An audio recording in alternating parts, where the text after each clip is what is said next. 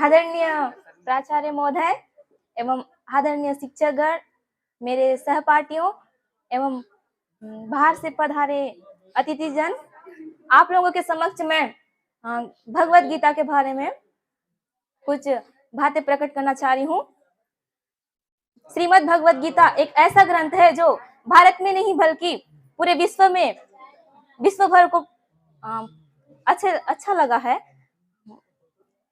श्रीमद् भगवत गीता में कुल 700 श्लोक हैं जो हमारे जीवन में होने वाली विभिन्न परेशानियों एवं मनन स्थितियों का समाधान मिलता है, जिसमें और 18 अध्याय हैं। उसमें से मैं 17 अध्याय और 23वां श्लोक जो मुझे बेहद ही पसंद है उसके बारे में मैं बताना चाह रही हूँ, जो इस प्रकार है।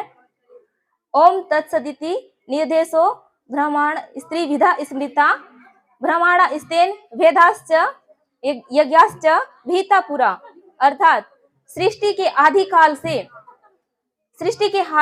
काल से इन तीनों शब्दों सृष्टि के आदि काल से ये तीनों शब्द परम ब्रह्मा को सूचित करने के लिए प्रयुक्त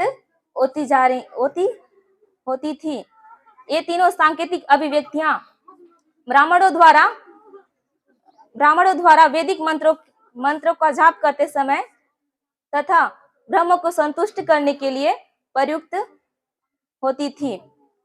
ये तीनों शब्द विशेष रूप से परम सत्य भगवान के सूचक हैं।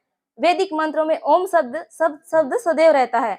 जैसे नया घर का उद्घाटन करना हो या फिर पिंड दान से लेकर जितनी भी पूजा होती है उनमें ओम शब्द सदैव रहता है।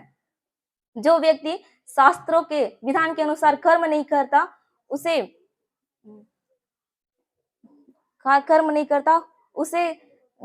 परम ब्रह्मा की प्राप्ति नहीं होती।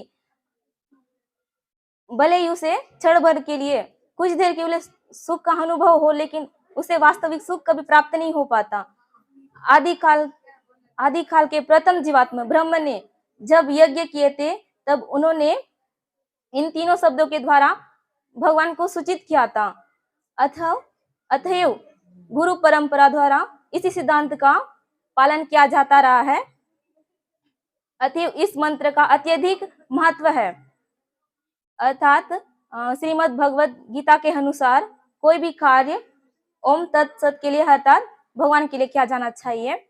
जब कोई व्यक्ति इन तीनों शब्दों के द्वारा तप दान तथा यज्ञ करता है तो वह कृष्ण भावनामृत में कार्य करता है ताकि वह स्वर्गवास हो सके।